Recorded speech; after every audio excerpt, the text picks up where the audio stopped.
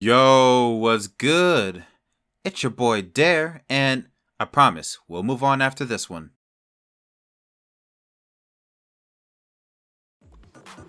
So, we've talked about the base of the game, which is basically like a dating sim where you stay single. You never get married, or get to start a family, or have kids. Yeah, you're lonely, and no one will ever love you in this game. Slow and steady wins the race in your case. Oh, you rat! At least you were given the privilege to join the club in the first place and kick everyone's ass. Imagine if you were able to be a homeboy though. So, this is the seed planted to form the Midnight Club tree, a flawed yet fun experience best left without comparisons because, really, this is a good game on its own. The rest of the series improved in major ways with each following title, and the genre itself improved massively since its game's release, but there's still something about this game that keeps itching me to play it, and I don't think nostalgia is the main factor anymore. No, there's just something. Maybe it's the maps. Maybe it's the cars, even if a chunk of them handle poorly in places. Whatever it is, I want to do this game justice and try out every single car that's in the game, see which one is actually the best, and why I choose the cars I choose throughout the career mode. I'm the tier, baby. I'm a little sweat drop right over your butt. I'm coming right behind you. I'm right behind you, Papa. I guess it's a condensed playthrough, so check out episode 1 and 2 to get up to speed, and here's the series history and game review I highly recommend checking out in the description. Alright, let's do this. So, here's something I never really brushed on, but let's talk about the two different cities in the game. You have New York, the introductory city to the career mode and where we learn of our taxi driving ways, and we have London, my favorite map out of the two.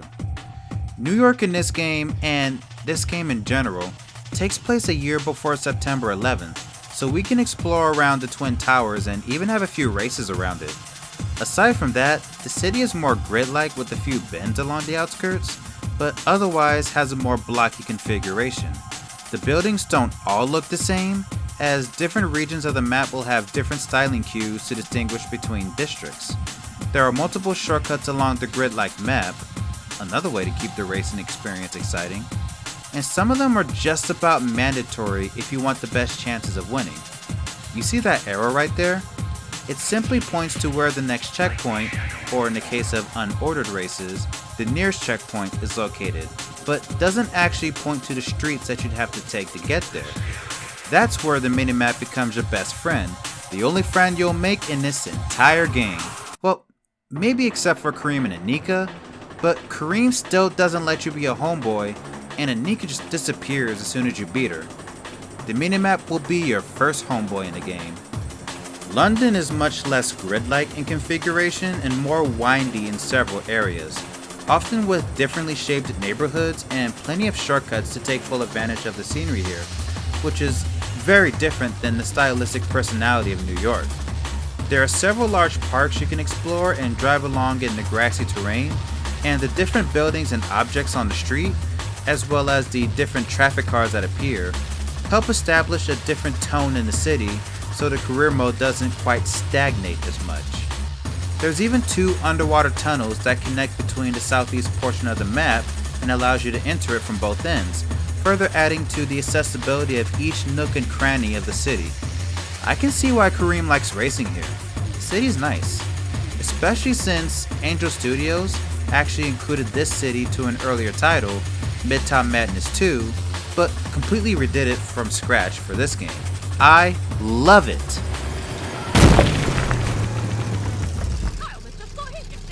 So, real quick, because I didn't really elaborate on this much previously, but in this game, you have races where you clear the checkpoints in order, and races where you choose to order yourself.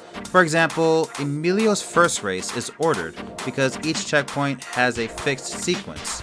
Kareem's championship race is unordered, which is why you have every racer take different paths to ultimately clear them all before the finishing checkpoint. This becomes a theme throughout the series. So let's go over to the cars. Yo, it's your boy Taxi Driver, and I'm about to kick this guy's ass. What? I can't use the super taxi in the career mode? Seriously? Fuck you, game! So here we have Emilio's car, the Crucero. It's decent for early game, and if I'm being honest, even the Magnifico is just a step above the standard taxi. Nothing too special, just fine. And it only has 3 NOS, which for a car this low, definitely makes this vehicle skippable. At least it looks nice. Yeah, what do you want from me, a kiss? Now, for this video, I'll just do the pink slips for each racer as soon as I encounter them, then use their own car against them. This isn't how I normally play the game. Instead, I actually skip a racer each city and only do the pink slips for the cars I need for the progression. You only need to defeat 2 Hookmen to unlock the city champion, but I'll race all of them just so you can see each car in the game. I spent like 3 hours playing through the career mode, and normally I beat this game in half that time, but then again, I do speedrun these games, so a casual player can be spending more towards 5 to 7 hours playing, even longer if they're completely new to the game. Alright, next car. Ah! The Queen of Kings and his pickup truck, the Jones. This is a nicely balanced vehicle with good top speed and acceleration, and is overall the best vehicle to use throughout the rest of the city.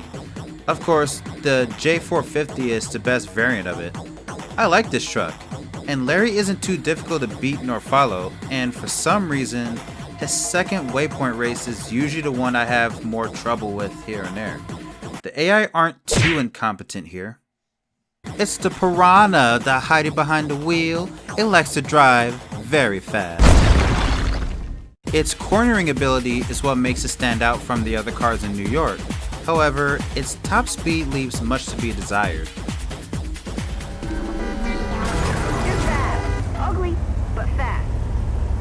At least the PDQ ARI has 5 NOS, but overall, this is a good car to use when you have more technical tracks to race in.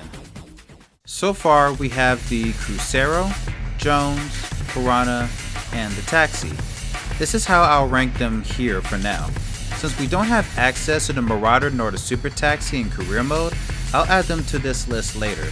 Also, this is subjective based on my opinion and my ability to use these cars. So take them with a grain of garlic powder mixed with salt, pepper, and chili if you like spicy. So for Kareem, we're going to use the Jones, because we can definitely use the top speed to stay ahead of him for as long as we can. Plus it has enough NOS that I can spread it out throughout the race. But first, we need to catch him. You've got to be fucking kidding me. I haven't had this much trouble getting in position for this in ages. Yo, truck, stop being fucking stupid. Alright, we're good to go. The race itself is pretty easy once you know what the path is, and you take a few turns efficiently enough that he won't catch up to you as much. You also have the acceleration advantage plus the NOS, and there's no traffic, so this should be a breeze. Okay, I fucked up once, but I still won, so it's all good. Since we're in London now, and we've already faced Kareem before, and he's the closest racer to us, we may as well run into him and see what he's got. Following him is much easier this time around because he's not at full speed along the perimeter. Don't worry, we'll find someone who will, but that'll come later. And finally, we get to try out the PT. And I'm pretty disappointed. Its slow acceleration isn't very good in the context of this city at all, and it gets worse. The Phoenix DDX is the second variant, and it has NOS unlike the third, and it's still the slower version. Fortunately, it handles better than the third variant, the Phoenix ICX, which likes to do fun drifts that requires the handbrake or slowing down to keep under control, and that slows you down for a race where you're struggling just to win anyway. The worst handling is really not worth the extra power, and the best variant, the DDX, isn't really worth using in London outside of maybe arcade mode. I still prefer the Jones over this car, and that's unfortunate. At best, I could probably beat Darren with it, but the world champ? Not a chance. Not willing to commit an overabundance of restarts just for one hollow victory when I have better options. I still like this car outside of career mode though. Oh, hey guys, post-production Dare here, and I beat Anika with the Phoenix ICX. I did at least 20 attempts before I got a run where I did the turns perfectly, and Anika hit a traffic car hard enough to slow her down. Then Kareem helped me out for once and took her out, adding further distance between me and her. And all I had to do was not mess up at the end of the race, and yeah, I did it. I still prefer the Jones though. Next we have Emily's car. Darling, you really think you've got an earthly in that? Well, we're skipping the menu order slightly, but her Ascent is usually the car I go for. Like the Jones, it's well balanced with good top speed and acceleration, and compared to the other cars in its speed class, it handles pretty well. I'd argue it's one of the best cars in the game. Her 470 DS is the car to go with, and it still has a decent amount of durability that you only have to worry about damaging out in longer races, or races where the only traffic is buses and double-deckers. Ugh. But that's not in career mode, thankfully. After that, we have the Modicum, Lucas's car. It's a quick little car that looks kinda cool, in my opinion, and the XSV.25, like the Piranha, has 5 NOS and great acceleration with cornering being the focus and top speed being secondary. But there's a problem. Maybe it's the fact that I play this game on an emulator? I'm not sure, but this car has a problem. See, it wheel spins quite a bit, but worse, it tends to forget how to downshift, so it accelerates on a high gear with the same velocity as it would normally, but that causes the wheel spin. When the wrong combination of things happen, which often do in a game like this, you'll be on your roof. But when everything's right, this car's not bad at all. I'd have to play it on console again to see if I get similar issues with it, but either way, I'll place it here. Definitely a good card to use for the World Champ once you learn how to use it. Lucky mate, really lucky. And that leaves us with Darren and the Armada, the fastest car in London. For now. His Lamborghini Fiorenza is pretty fast, and it's the best car to use against Anika to wrap up the career mode. Just don't hit any poles or anything like that, and take those turns as quickly as you can. Oh, and avoid Kareem. He wants revenge for all the shit talk we did on the last episode. In the context of career mode, I'd place it above the Ascent, however, it's a bit more of a handful to control until you get closer to top speed. However, the Fiorenza 2 is faster, and it's pretty stable. Now is the time we can start plugging in the other cars on the tier list here. I really like the Super Taxi with its 5 NOS and still good handling, and it's fast enough to beat Anika, but still not as quick as the Armada or even the Ascent 470 DS. The Marauder is a fun car for Capture the Flag though. Before we talk about Anika's car, I just want to say that I enjoyed the Crescendo. It's the third variant of the Armada, and while it has a lower top speed, it has 15 NOS, the most of any car in the game. I love that! And I can switch between cars depending on the race, and it's stable! Now, Anika's car. The Zender and stable should never again be used in the same sentence together. Before I talk about the car in the game, here's a fun fact. The Zender was actually a real-life car from the 1980s. This one specifically, the Zender Fact 4 Biturbo, a prototype that never made it into production in 1989. It had a 3.6-liter twin-turbo Audi V8 with 448 horsepower and 390 foot-pounds of torque, with a 0 to 60 in 4.3 seconds. That's pretty damn quick, especially for back then. In this game, yeah, it's fast, but it handles like shit. There's no way around it. You're gonna have to use the brakes and turn like a damn normie if you don't want to damage out your car within the first minute of the race.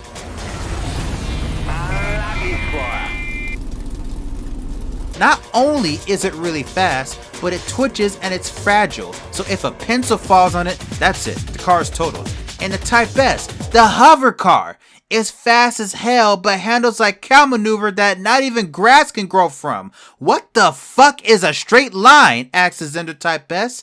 It's shaped like an S, says the Zender Type S. But the first car is still mostly tolerable, and you don't really need to go all that fast to win most races anyway. So it's alright, I guess. Anika's father needs to tweak that car some more. If the Alpha is a car being tweaked, and the Beta is a car that was tweaked, and the Type S was just an alien, I guess I'd say it's at least better than the PT? We still got some other cars to touch on that don't appear in career mode, or at least not as racers. Starting with the secret cars, the Kuruma, my former favorite car in the game. Yes, former, because after driving every single vehicle in the game, I just don't have the same love for the Kuruma anymore. Now, don't get me wrong, I still love the car. The Feisudo GR is a nice car to play casually, the GS is the one I use the most often, and the GT is basically a more stable version of the Zender Alpha, which is good. But they're not the most stable cars in the game, and considering how fast they are, honestly, I can still win races with it without damaging out too often, so it's still in my top 5 for sure.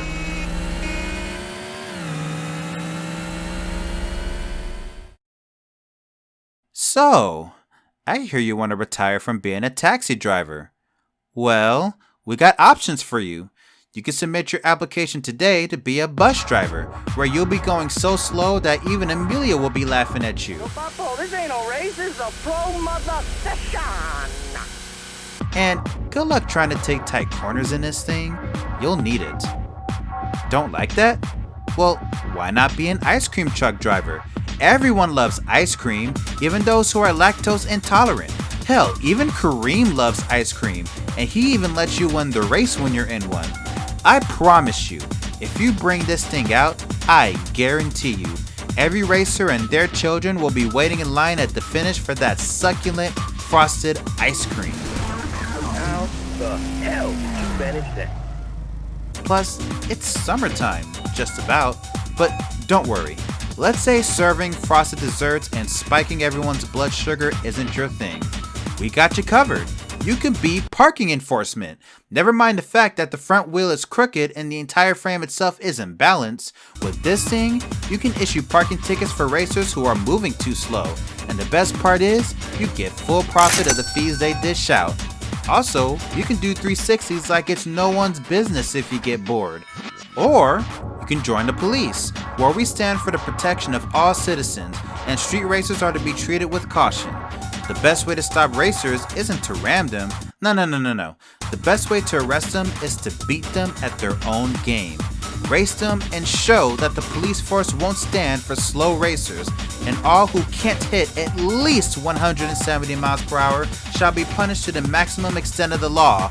Personally, I prefer the white cop car, though the blue one is slightly faster but also heavier. Pick your poison. Just avoid the SUV, it kinda sucks. You'll be spending a lot of time sliding around as if there was a wet floor sign on the road while wearing socks. Here's the list now. The police cars are pretty damn stable, and they're fast. They have very identical top speed and acceleration as the Armada Fiorenza 2, but they're more durable. The Blue Cop tends to act stiff at high speeds, a problem in which many front-wheel drive vehicles in this game have, and the White Cop car only feels slightly better while being a tad slower at the top end. So while I prefer the Armada just by taste, I'll give the Patrol Car 1 and 2 the nod here because of the durability. But that's just in New York. What about London? Surely you'd like to have a job when all this dumb street racing's done and over with, and you are the world champion now, so how will you fill the void? Well, I know the bus in New York is pretty terrible, but what about the double-decker? You still can't beat anyone with it, but hey, it turns like a charm, and you can even squeeze through gaps that are too short with enough effort. Nothing will stop you from making each stop on time. Actually, I don't think that really suits your style. I know you got tired of being a taxi driver, but how about being a cab driver? You get to do your services in style, and the very people of London will love you for it. Hell, even some of the hookmen will like you. And I know deep down, that's all you want. But there's also the option of being a mailman, but not just any mailman, a crown mailman. One of the fastest mail services in the world. You get to show off your skills on the road while also delivering mail to the very people of London. The Queen will be very happy. Or just be a police officer there, because it's probably the most lucrative job available right now. You get to have the fastest police vehicle in the world if you move up the ranks, and considering how quickly you went from the bottom to the top of the Midnight Club, I'm sure you'll do just fine. For now, you'll start off with the van, because it's still serviceable, and the wagon is pretty much a death wish. I wouldn't even wish it upon my worst enemy. And here's the final list. The only vehicle missing now is a car that requires me to have played another game, so maybe in a future episode I'll show it off. Otherwise, this is it. The London police car is the best car in the game, hands down. Not only is it the fastest, it's also reasonably durable and handles very well in comparison to everything else in its class. I'm just glad the Kuruma is still in my top 5. And that just about wraps up the episode. It was a lot of fun revisiting every single car and remembering what I liked and didn't like about each of them, and actually playing through all of the career mode instead of just speedrunning it like I usually do. This is the game that really made arcade mode my favorite in the entire series. It's just awesome. The career races appearing as they did in that mode, how you can replay them with any car, and the fact that, honestly, career mode kind of feels like an optional mode for when you really want the feel of the Midnight Club. Because in arcade mode, you can just cut to the chase, and you still have to win each race in order so you can unlock them.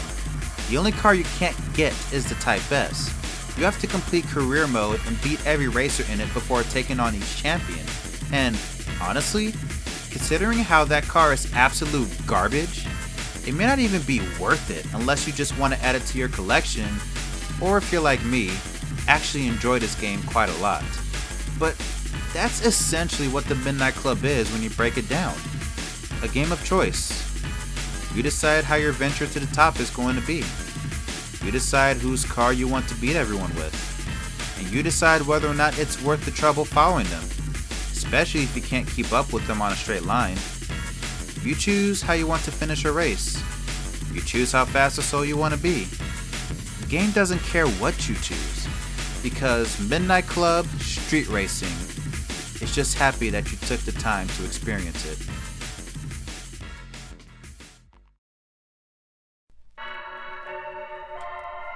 Thank you very much for watching. I've been stumped on this episode for a week, and I lost 3 hours worth of footage I had to redo, and really, I'm just happy to be able to continue this series. And I have another episode I've already started working on, so look out for that, and I'll catch you all in the next episode. Stay safe, and don't let anyone keep you from having your voice heard.